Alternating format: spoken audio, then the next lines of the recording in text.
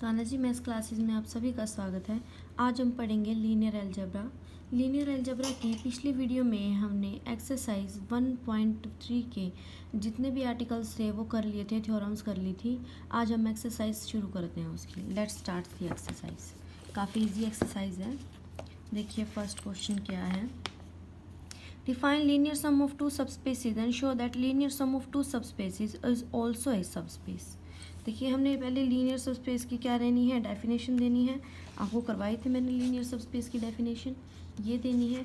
उसके बाद वो बोल रहा है लीनियर सम को सबस्पेस प्रूव करवाना है एंड थ्योरम जो 1.7.1 है, पहली थ्योरम है, वो हमने इसमें करके दिखानी है, यानी कि first definition and first theorem. देखिए सेकेंड क्वेश्चन क्या है।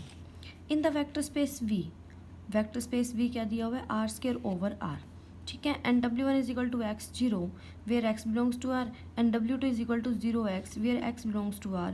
Prove that W1 W2 are subspaces of R square over R and show that V is equal to direct sum of W1 and W2।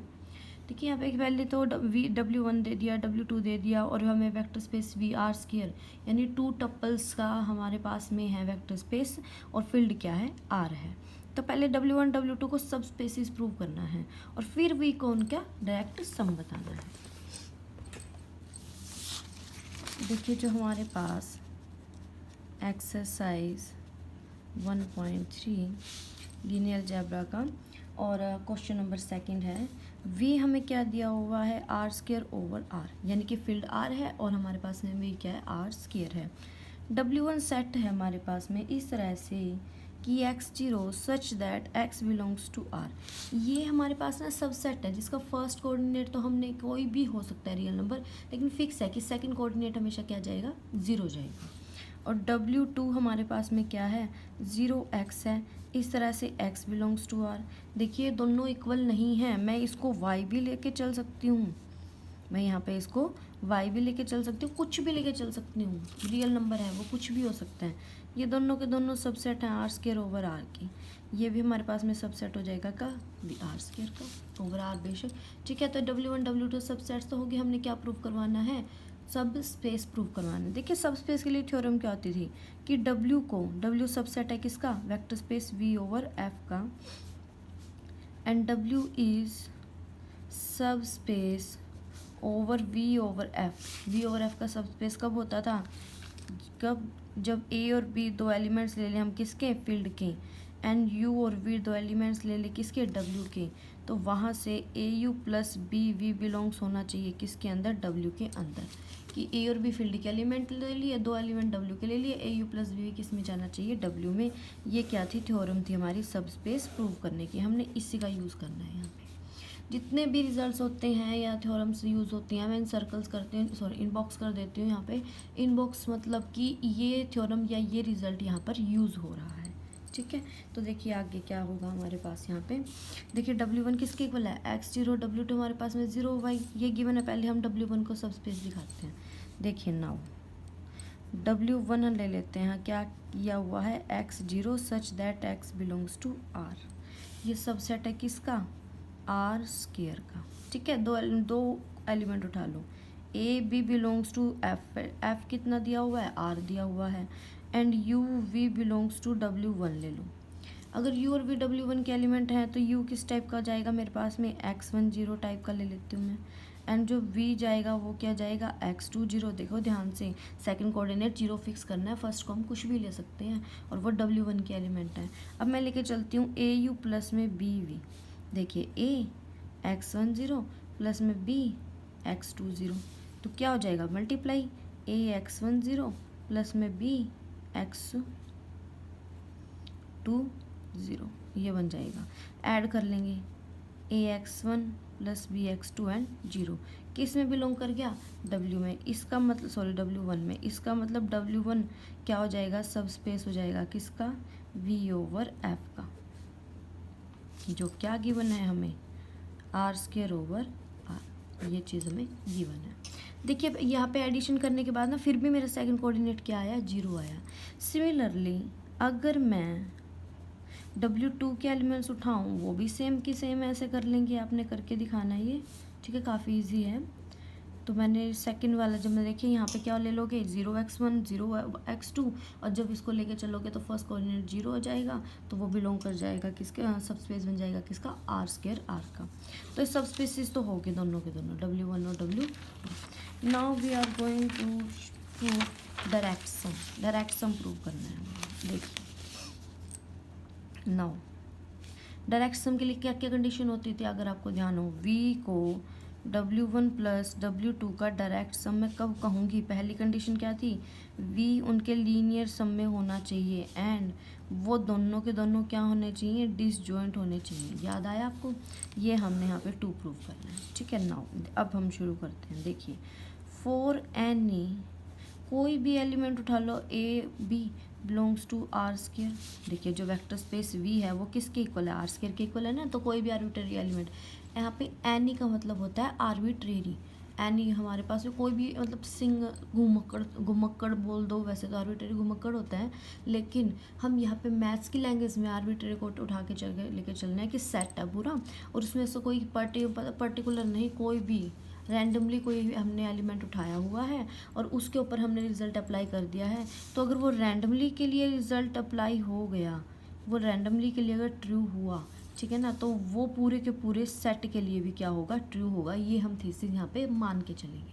ठीक है, तो arbitrary के लिए हम उठा के लेके चलते हैं। ये चीज़ ध्यान रखना, हमेशा जो थ्योरम्स होते हैं, थ्योरम्स के कुछ स्ट्रैटेजी होती हैं। देखिए जो रिजल्ट हमने प्रूव करना होता है किसी भी सेट पे, वो हम रैंडमली एलिमेंट पे लगाएंगे और फिर कह देंगे वो सेट के लिए अप्लाई हो रहा है। सेकंड क्या होती है कि ए इज इक्वल टू, अगर मुझे बी दिखाना है, ठीक है, 2 सेट इक्वल दिखाना है, पहले मैं क्या करूँगी, ए सबसेट ऑफ बी दिखाएंगे, बी सबसेट ऑफ ए दिखाएंगे, वहाँ से मेरे पास क्या हो जाएगा, दोनों के दोनों इक्वल हो जाएंगे।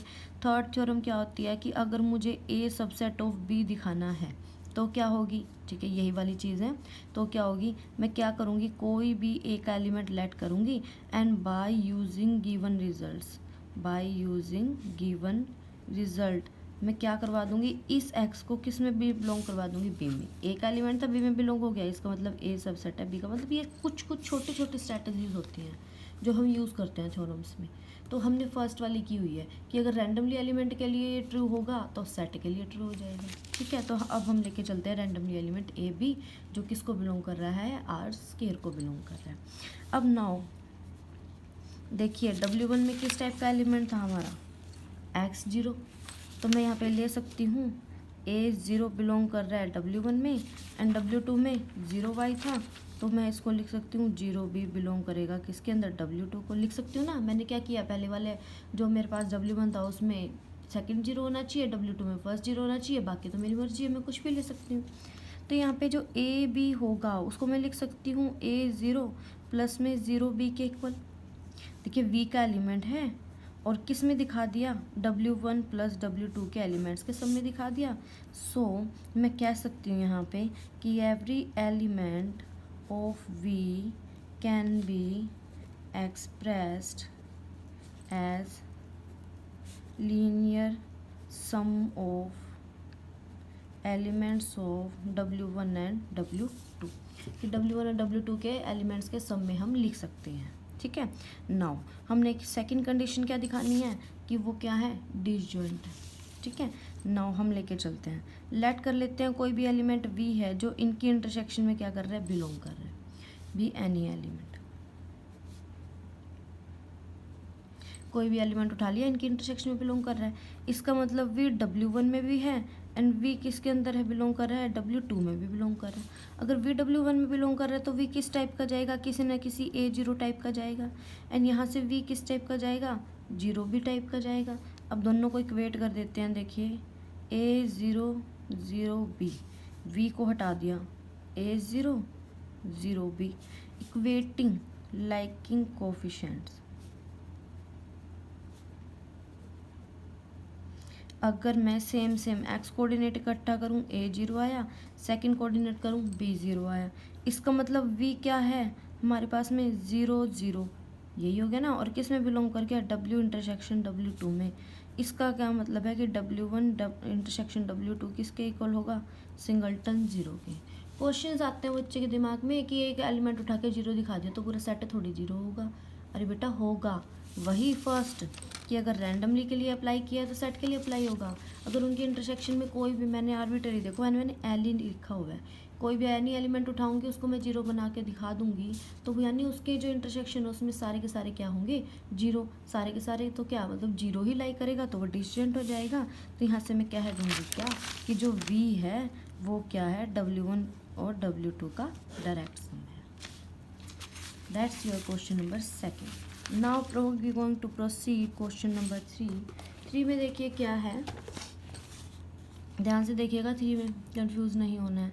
V है R square over R, same है। W1 दे दी x belongs to R, W2 दे दी x0 belongs to R, direct sum में दिखाना है। ठीक है, देखिए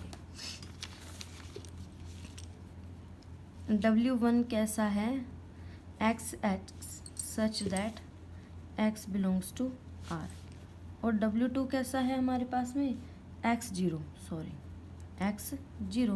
सच that x belongs to r। ठीक है, अब यहाँ पे देखिए हमने क्या दिखाना है, टू प्रूव कि जो V है वो W1 और W2 का क्या है, डायरेक्ट सम है। अगर W1 W2 का डायरेक्ट सम है तो मैं लेट कर लेती हूँ यहाँ पे 4n। देखिए मुझे 2 प्रूव करनी है ये चीज़ें, तो मुझे पहली कंडीशन क्या प्रूव करनी होगी कि वो लीनियर सम में है। सेकंड कंडीशन क्या प्रूव करनी होगी कि W1 इंटरसेक्शन W2 क्या है, ये सिंगलटन जीरो। ये 2 चीज़ मुझे 2 प्रूव करनी है, दिखानी है। पहले मैं लीनियर सम का लेके चलती हूँ। 4n AB belongs to V belong R square दिया हुआ है। ठीक है, there is U belongs to W1 and V belongs to W2, ये ले लो। ठीक है, such that AB is equal to, देखिए U प्लस V को लिख सकती हूँ मैं। U और V कैसे लेने वो देखिए यहाँ पे, AB is equal to U ले लेती हूँ मैं कैसे, ध्यान से देखना। जो हमने लेना है ना W1, उसमें पहली बात तो देखो तरीका कैसे ले रहा था आप लोगों ने कि जो दोनों के दोनों एलिमेंट्स है वो इक्वल होने चाहिए। ठीक है, और सेकंड वाली में हमारे पास में क्या है, सेकंड वाला जीरो गिवन है। एडिशन करूँगी जब मैं इनकी तो मेरे पास ये पीछे क्या आना चाहिए, B। तो ऑब्वियस ही बात है पहले वाले एलिमेंट दोनों के दोनों क्या जाएंगे, B जाएंगे। एंड प्लस में सेकंड वाला एलिमेंट देखिए ये तो ज़ीरो हो जाएगा। मुझे ये B नहीं चाहिए, मुझे ये चाहिए, तो A माइनस B लेके चलूँगी। देखिए मैं आपको कुछ बता रही हूँ दोबारा से। यहाँ पे बच्चा सोचता है कि A B को मैं लिख सकता हूँ, ये क्यों लिखा कि B प्लस में A माइनस B जीरो, ये क्यों नहीं लिखा कि A B को लिख सकती हूँ मैं किसके इक्वल, A B और प्लस में A minus really sorry for that A minus B plus में B ज़ीरो, ये क्यों नहीं लिखा, क्योंकि फिर ये दोनों के दोनों इक्वल नहीं होंगे। हमें पहला एलिमेंट ही ऐसे उठा के लेके चलना है कि इक्वल होने चाहिए दोनों कोऑर्डिनेट्स। और ये कब पॉसिबल है, देखिए अब ध्यान से, अब पीछे वाला जो y कोऑर्डिनेट ऐड करूँगी मुझे क्या चाहिए, B।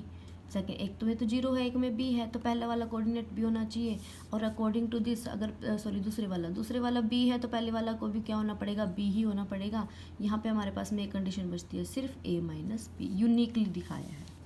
इससे मैं कह सकती हूँ कि every element of V can be expressed as linear sum of elements of W1 and W2। मेरी ये जो बात है वो मैं दोबारा समझा रही हूँ कि मैंने ये एलिमेंट्स, ये वाले एलिमेंट्स ये कैसे उठाए हैं, ध्यान दीजिए। ठीक है, दोबारा करवाएं क्योंकि मुझे लग रहा है शायद बच्चे डाउट में आ जाए इसमें। देखिए जो W1 है उसमें क्या है, x और x दोनों एलिमेंट्स सेम होने चाहिए, जहाँ पे x बिलोंग कर रहा है R से। W2 क्या है, x0 है, जहाँ पे x बिलोंग्स टू R है। V को पहले मैंने लीनियर सम में दिखाना है W2 को, ये प्रूव करना मुझे, 2 प्रूफ। देखिए A B belongs to V ले लेते हैं। अब A B को कैसे लिख सकते हैं इनके लीनियर सम में, पहली बात तो ध्यान दीजिएगा, इसका जो सेकंड वाला एलिमेंट है क्या है, 0। इसका सेकंड वाला एलिमेंट क्या है, कोई भी आर्बिट्रेरी। जब इनकी एडिशन करूँगी सेकंड वाले एलिमेंट्स की, सेकंड वाले कोऑर्डिनेट्स की, तो मेरे पास क्या आना चाहिए, एक्स आना चाहिए। और लेकिन यहाँ पे क्या है, बी है, तो मैं क्या लेके चलूँगी, पहले वाले एलिमेंट में सेकंड एलिमेंट तो जीरो ले लिया, और यहाँ पे भी क्या ले लिया, सॉरी बी ले लिया, और यहाँ पे क्या ले लिया, जीरो ले लिया। यानी मैंने सेकंड किया है सेट पहले सारा, ठीक है। बी सेट कर दिया, बी प्लस जीरो बी आ जाएगा, बी प्लस जीरो बी आ गया। देखिए अब ये बी लिया है तो ये भी क्या जाएगा, बी ही जाएगा, दोनों इक्वल हैं, तो ये भी बी आ गया। फर्स्ट वाला कोऑर्डिनेट का काम खत्म, ठीक है। W1 का एलिमेंट आ गया हमारे पास। W2 पे चलते हैं। देखिए यहाँ पे मैंने क्या ऐड करूँ कि मेरा क्या आ जाए, ए आ जाए। बी कैंसिल होना चाहिए, तो ए में से मैं क्या करूँगी, बी कैंसिल कर दूँगी, तो मेरे पास ये क्या हो जाएंगे, दोनों के दोनों लीनियर सम हो जाएंगे। अब नेक्स्ट में फोर क्वेरी की बच्चों की क्वेरी होगी कि ए बी को हम ए माइनस बी बी प्लस में बी जीरो क्यों नहीं लिख सकते, क्वेश्चन मार्क। बेटा आप नहीं लिख सकते क्योंकि ये दोनों कोऑर्डिनेट्स आपस में इक्वल नहीं होंगे, फिर इनका आपस में इक्वल होना बहुत ज़रूरी है, ठीक है। इसलिए फिर मैंने क्या किया है, इन पहले वाले को बी भी लिया है, सेकंड वाले को ए माइनस बी जीरो। अब मुझे सेकंड कंडीशन दिखानी है कि उनकी इंटरसेक्शन सिंगलटन जीरो होनी चाहिए, ठीक है। देखिए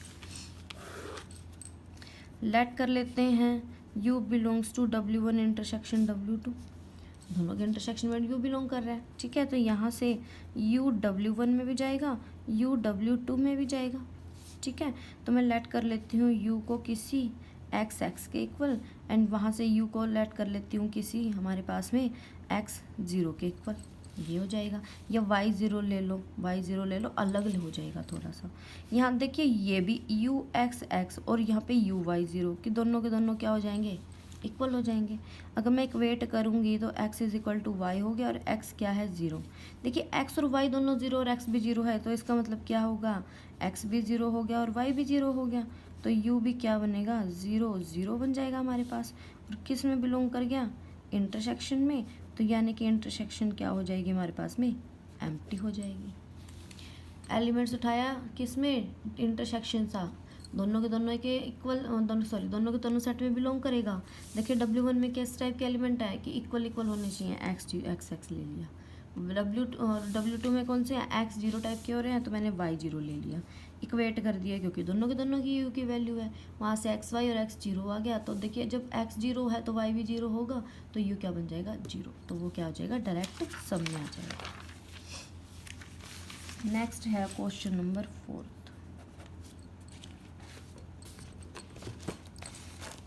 देखिए let V be a vector space of n square matrices over a field R. V हमें वेक्टर स्पेस दिया है एन स्क्वायर मैट्रिसेस का। W1 W2 सब स्पेसिस दे दिए सिमेट्रिक और स्क्यू सिमेट्रिक के, जिनके ऑर्डर n है, ठीक है। शो करना है वी उनका क्या है, डायरेक्ट सम है। देखिए पहले हम सिमेट्रिक मैट्रिक्स के ऊपर बात कर लेते हैं कि सिमेट्रिक मैट्रिक्स क्या होगी। लेट ए कोई एन स्क्वायर मैट्रिक्स ले लेते हैं। एन स्क्वायर मैट्रिक्स पता होगी जिसकी हमारे पास में नंबर ऑफ रो भी एन हो और नंबर ऑफ कॉलम भी एन हो। सिमेट्रिक के हमें क्या होता है कि अगर मैं ए का ट्रांसपोज लूँ तो वो एक इक्वल आता है, और स्क्यू सिमेट्रिक में क्या होता है कि ए डैश किसके इक्वल होगा, माइनस ए के इक्वल होगा, ये हो जाता है हमारे पास, ठीक है। और अब अगर आपने देखा हो, रिजल्ट्स पढ़े हों, पहला रिजल्ट होता था कि अगर ए बी एनी मैट्रिक्स हमें गिवन है तो ए प्लस में जो ए डैश होगी वो हमेशा हमारी सिमेट्रिक मैट्रिक्स बनाएगी, हमेशा। कैसे, देखिए ए प्लस ए डैश का अगर मैं ट्रांसपोज लूँ खुल जाएगा, ए डैश प्लस ए डैश का ए का डबल ट्रांसपोज क्या जाता है, ए ही जाता है, उसको मैं लिख सकती हूँ ए प्लस ए डैश।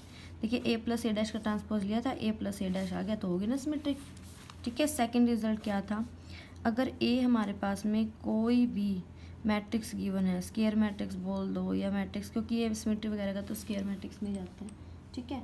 तो वहाँ से ए माइनस ए डैश क्या हो जाएगी, स्क्यू सिमेट्रिक हो जाएगी। कैसे होगी, एज देखिए ए माइनस ए डैश का ट्रांसपोज लिया तो क्या बनेगा, ए का ट्रांसपोज हमारे पास में माइनस में ए का डबल ट्रांसपोज, ये बन जाएगा हमारे पास। ठीक है। ए का जो हमारे पास में ट्रांसपोज है ये तो क्या रहेगी, एज इट इज़ रहेगी। ए का डबल ट्रांसपोज क्या बन जाएगा, ए बन जाएगा। यहाँ से मैं क्या करती हूँ, माइनस साइन कॉमन निकालती हूँ, ए माइनस ए ट्रांसपोज। देखिए ए माइनस ए का टोटल ट्रांसपोज लिया था और ए माइनस ए डैश आया है, तो यहाँ से क्या हो जाएगा, स्क्यू सिमेट्रिक हो जाएगा। ठीक है।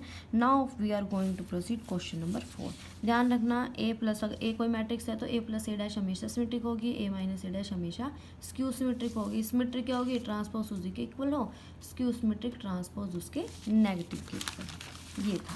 नाउ फोर्थ क्वेश्चन शुरू करते हैं हम। देखिए फोर्थ क्वेश्चन में क्या है।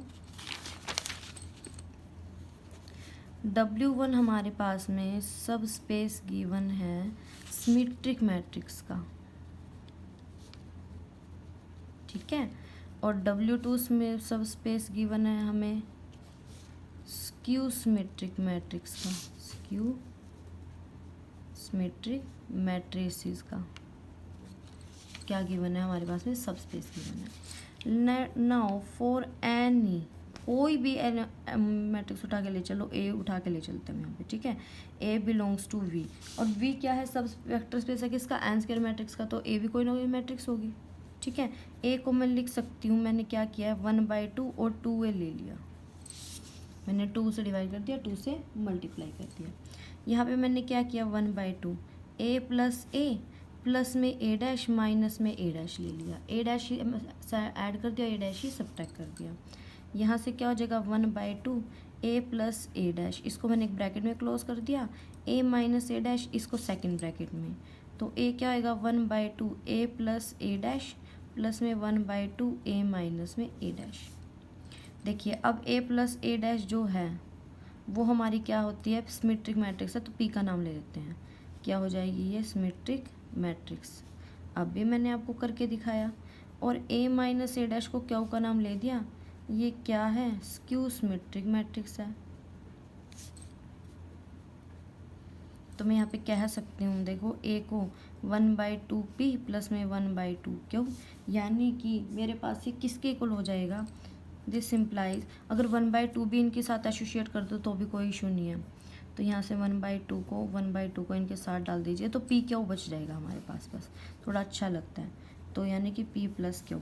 यहाँ से मैं कह सकती हूँ every matrix can be expressed as linear sum of a symmetric matrix and skew symmetric matrix,